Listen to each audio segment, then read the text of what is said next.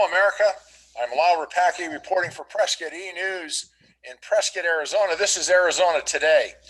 I wanted to give you a very quick update. This is not our normal 27-minute program. It's going to be very quick because I want to give you an update of a judge's ruling today in Maricopa County on the ballot audit controversy.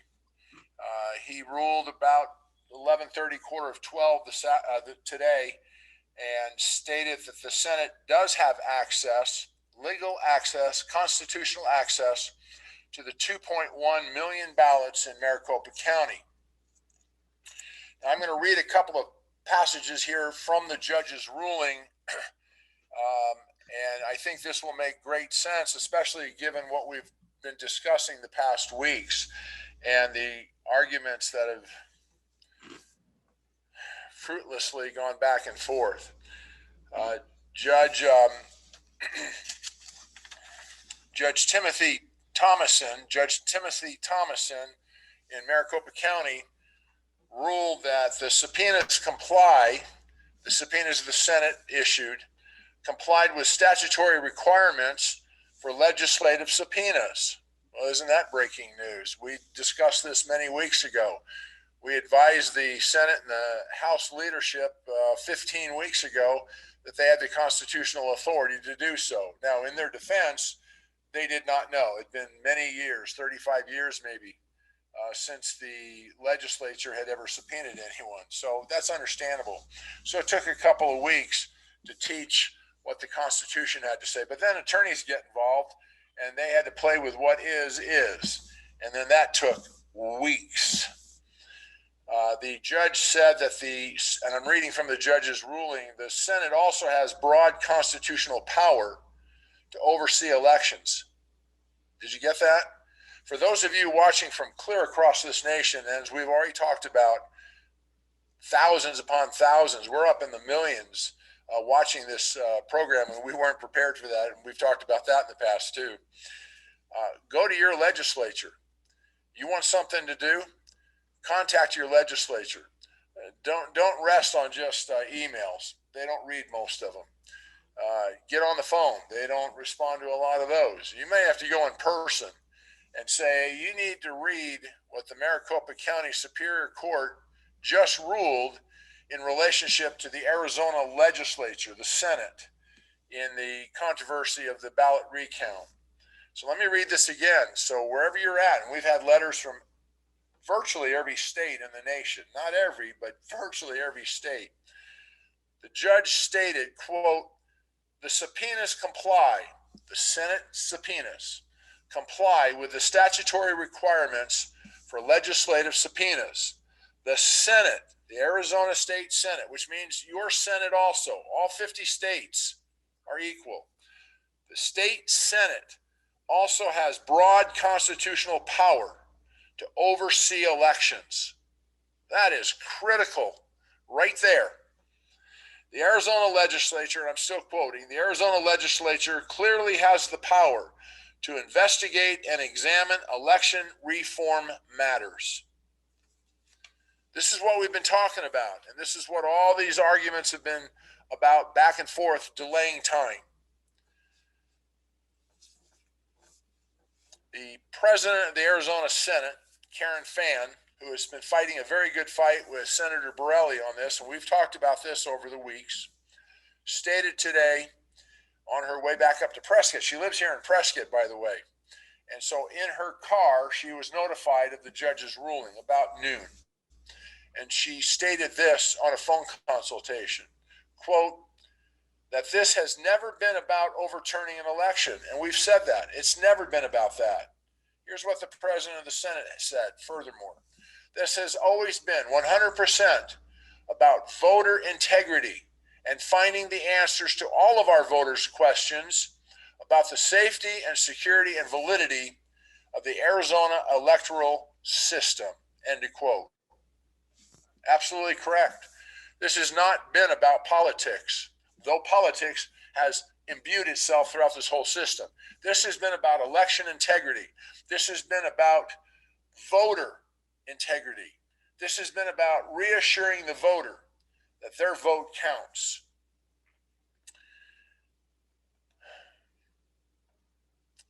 one of the supervisors, Supervisor Gates, Bill Gates, Maricopa County, after the judge's ruling came out and stated, quote, "The court has ruled. I look forward to working with the Senate to provide them the information they are requesting."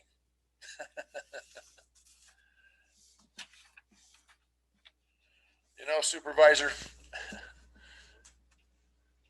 I'll wait until I see the actual action, because you and your fellow colleagues, that's redundant, your colleague supervisors have said the same on multiple occasions. And yet your evidence, the evidence has shown quite opposite. Now here's something that the judge stated, and I'm going to quote it, in his ruling.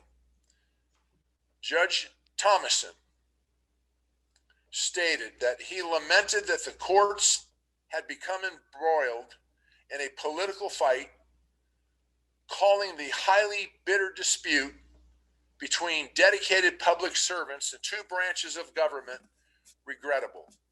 I absolutely agree. We have said the same thing. They took an oath, these supervisors, to preserve, protect, and defend the Constitution from all enemies, and to serve we the people. And so this judge is correct. It's been highly regrettable. This has been a highly bitter dispute. Should have never happened. Should have never happened. The judge continued, and I'm quoting, "They apparently have not done so," meaning the supervisors and all the governmental players involved. "Our governmental officials should not be spending valuable resources on lawyers." That's a quote. "Fighting with another branch of government over what materials can be provided to another branch of government under a subpoena." Thomason wrote, quote, "Rather, citizens expect their governmental officials to work cooperatively for the common good.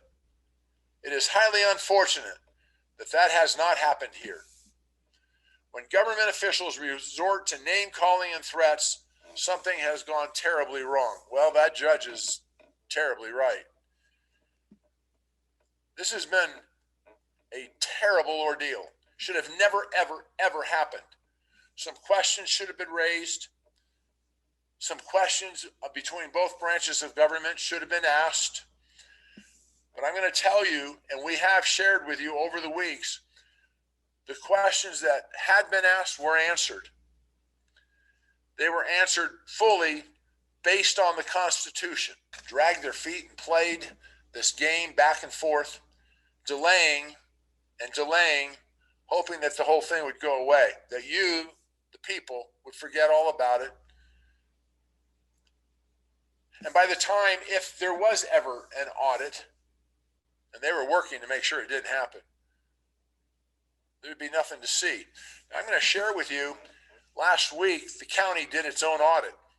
They did their own audit of the machines, the ballots, and everything. They found nothing. There was nothing there. That's sort of like the fox watching the hen house after hens have gone missing and missing and missing. And finally, the farmer says, you know, there's a real problem here. We don't know what it is, and we don't know what caused it, but let's get to the bottom of it. And the fox steps up and says, I'll tell you what, I'll stand guard. I'll watch the door. And if the farmer's stupid enough to say, okay, then he deserves the outcome.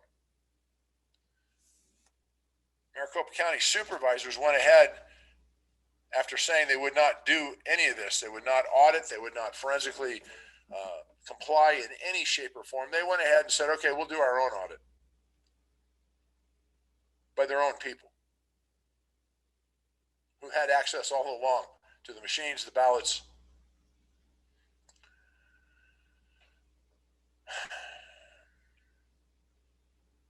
It's exhausting, but it's worse than that. There's very little regard for we the people. Very little regard. And I'm seeing this, I know you are, based on the letters you've sent from all across this nation.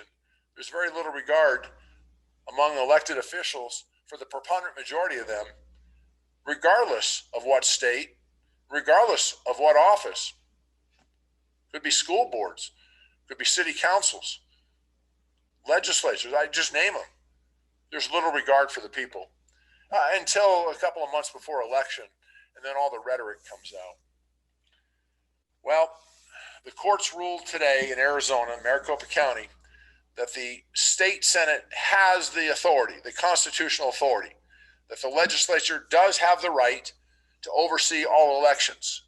So from border to border, from coast to coast, get after your state legislators.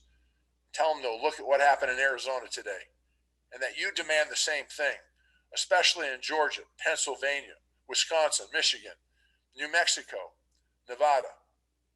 You demand the same thing that's finally come about after 15 weeks here in Arizona.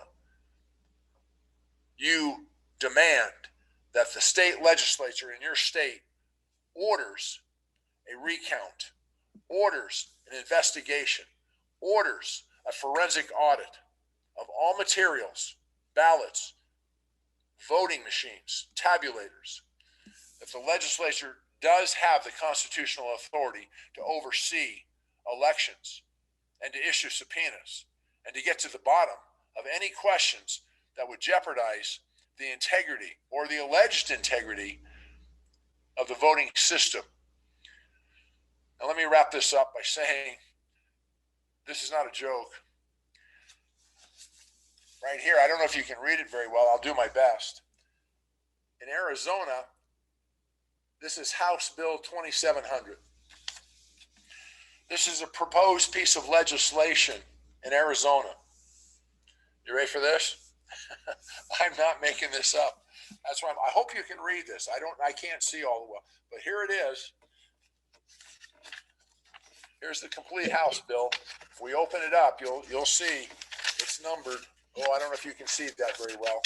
Again, I'm not a reporter or media person. I don't know if you can see that, but there's a lot of numbers and a lot of stuff on there. But what this is saying, this House bill, 2700,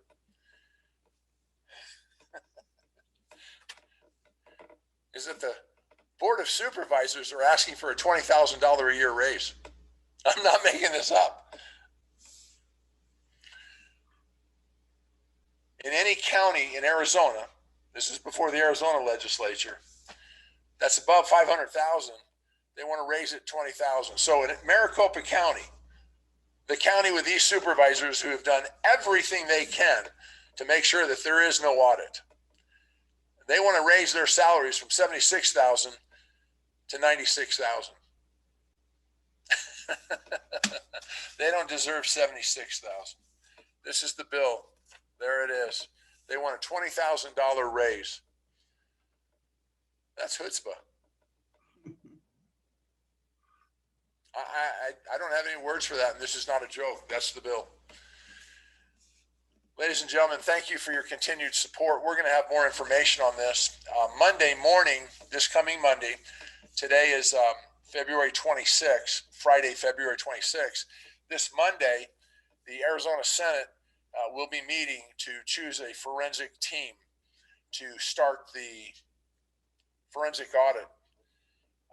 It will be an uphill battle there because lots of weeks have gone by, and there is now a question of crime scene integrity. Who has had access to the ballots? Who's had access to the machines? Have they been under lock and key? And who's had access to get past the lock and key? Who's had the chain of custody? All of these questions now are arisen. But anyway, this Monday, the Arizona Senate will begin to take a look at the beginnings of conducting an audit, a forensic audit of the Maricopa County ballots and machinery. So stay tuned. I'll have more information for you coming next week. Thank you again, America, for your phenomenal support. Thank you for your phenomenal letters and encouragement. They have meant a phenomenal deal. How's that? I'm repeating myself on purpose. Phenomenal amount of mail, phenomenal words of encouragement, and they've been felt phenomenally. I'm Lyle Rapacki reporting for Prescott E! News in Prescott, Arizona, and that's how I see Arizona today.